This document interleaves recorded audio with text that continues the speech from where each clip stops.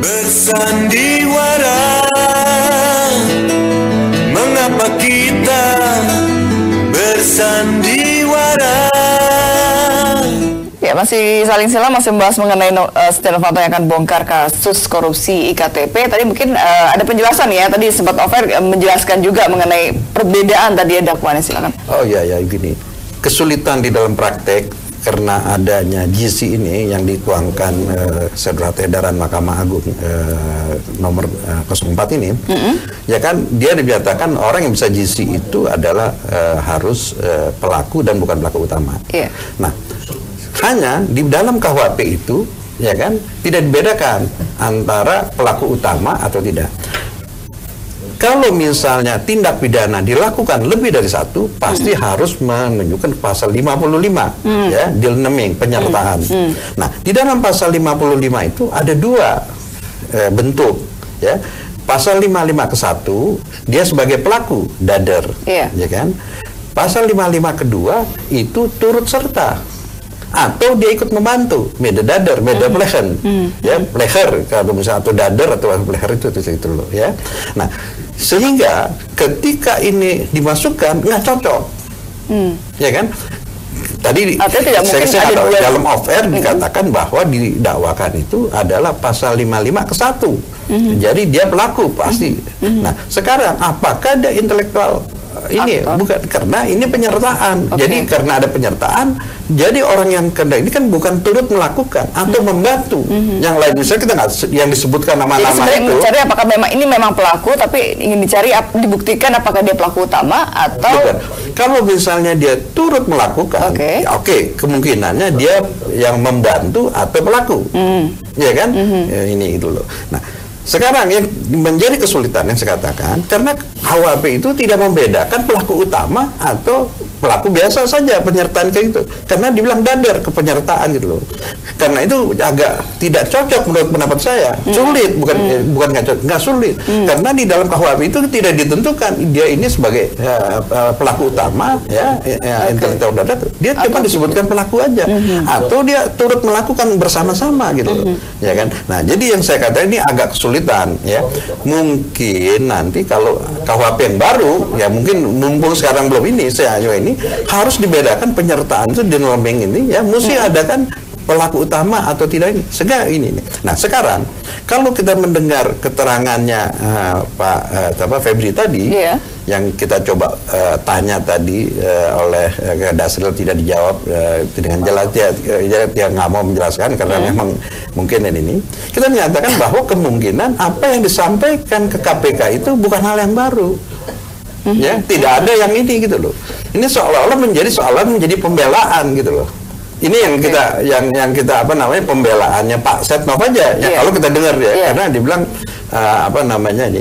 Ya, karena kan kurang serius gitu ya, belum serius. Bukan serius, artinya dibilang loh itu yang baru. Yang baru dari hal yang dia bukan menyampaikan yang baru. Ya, ini dia hanya apa namanya untuk melakukan pembelaan.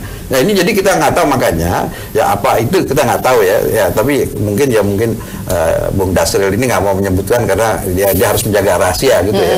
Ya, tapi kalau kita mendengar keterangan itu, saya bisa ini juga terkait menduga bahwa apa yang disampaikan oleh yang itu sebenarnya dia bukan menyampaikan hal yang baru. Sebenarnya ada ini dengan tujuan soalnya bahwa saya tidak bersalah gitu dia. Kita nggak tahu apakah ada hal yang lain gitu. Nah, tapi yang saya mau katakan lagi satu poin, bahwa kesulitannya sekarang ini, ya kan, ya, adalah untuk menentukan ini. Ya. Kita nggak tahu apakah di dalam surat dakwaan itu ada kata bahwa apa namanya, ini merupakan punya peran di mana-mana. Ya, saya nggak tahu, dakwaan saya kan nggak baca.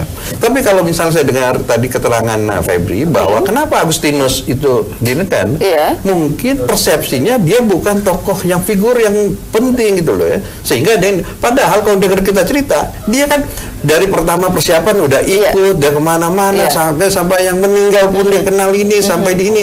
Loh, itu berarti dia dari A sampai Z ya, A to Z dia ada. Kenapa? Karena justru dia kemungkinannya aktor apa karena dia karena bukan tokoh politik sehingga dianggap, dia bilang ya ini gitu loh. Atau misalnya apakah karena dia bilang perolehannya signifikan besar apa enggak gitu. Nah, tapi kalau dari segi pengusaha, kalau dia kembalikan, mungkin itu kan keuntungan loh, ya kan? Misalnya, loh kok misalnya, memang ini agak sulit selalu dikorupsi, karena kalau seorang pengusaha swasta dituduh korupsi, keuntungan yang dia peroleh itu dianggap sebagai kerugian negara. Padahal dari sudut pengusaha itu memang wajar dapat keuntungan gitu loh. Nah, kita nggak tahu yang dikembalikan dia itu selisih yang tidak wajar atau memang semua keuntungannya gitu. Masa orang pengusaha yang ikut bidding, yang ikut tender pelelangan, ya mesti dapat keuntungan. Nggak mau masa ada pengusaha ini ya. Nah, jadi tapi kayak yang saya mau katakan, apa iya bahwa saya bukannya ini kan ya. Jadi kembali pertanyaan, apa iya dia cuman bukan ini pelaku yang intelektual dadar gitu loh. Orang dia dari A sampai Z dia ikut kok. Sampai dia bagi-bagi duit kayak begitu. Mungkin Mas Tama bisa menjelaskan. Pertama terkait dengan kerugian negara. Mungkin saya akan mulai dari sana. Dalam konteks IKTP, ini kan kadang-kadang ada yang tercampur nih. Ada yang bicara soal satu sisi soal kerugian negara, tadi juga disebutkan misalnya berapa yang diterima, apakah keuntungan. Itu dalam Undang-Undang Tindak Pidana Korupsi, pasal 2 dan pasal 3 itu adalah unsur yang berbeda. Nah, jadi itu sendiri-sendiri ya berdiri. Karena apa? Karena memang unsurnya tidak kemudian dia langsung ketika dia terima uang dan kemudian kerugian negara itu menjadi satu kesatuan unsur, tidak sendiri. Misalnya dalam konteks kerugian negara, makanya kan kemudian dihitung oleh BPKP. Harga yang wajar berapa? Setelah semuanya dibayarkan, misalnya kalau saya coba merujuk kepada putusan, itu kan ada pembayaran dari 21 Oktober 2010 sampai dengan 30 Desember 2013. Totalnya 4,9 triliun.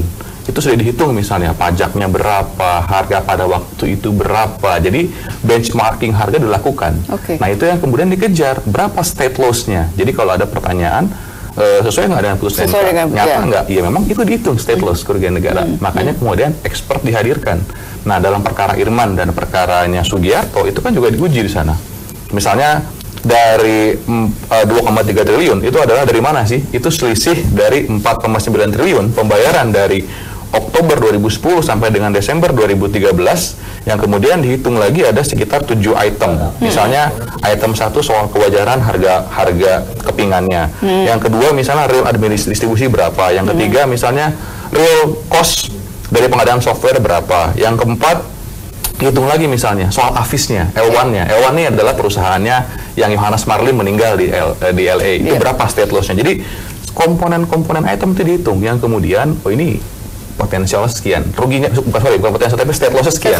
Nah, jadi berdasarkan ekspor kerugian negara. Nah, satu sisi lagi sekarang yang dipertanyakan kan, ini hitung-hitungannya gimana nih? Kan yang nerimanya baru segini yang dibuktikan, yang ditentukan baru segini, itu adalah unsur yang berbeda. Kalau kemudian itu disatukan dalam suatu perbuatan, menurut saya kita pun akan kebingungan karena memang itu unsurnya sama. Unsurnya berbeda. Nah, satu sisi kemudian baru ditanyakan dari 2,3 triliun itu siapa yang diuntungkan? Kan tentu saja dakwaan pun tidak bisa menjawab semuanya karena yang dihitung baru unsur state loss-nya. Sama dalam kasus korupsi kehutanan misalnya, ketika dihitung berapa land clearing-nya, berapa harga tegakan, apakah dihitung siapa yang dapat tegakan tersebut? Kan tidak bisa. Nah, ini yang kemudian menjadi chapter berlanjut. Ya, sekarang Pak Nov baru sisi diuntungkan. Nah, Pak Nov yang menurut KPK dalam dakwaannya juga bagian dari perkara KTP, berapa terimanya itu yang diuji, itu yang diuntungkan. Tapi state loss-nya apakah itu? Kan kemudian tadi saya katakan itu unsur yang berbeda. Nah, ini yang kemudian juga harus jadi pemahaman juga bagi publik dalam konteks melihat mana kerugian negara, mana pihak yang diuntungkan. Baik, kita akan lanjutkan kembali usai pariwara berikut. Tetap bersama kami di Saling Silang.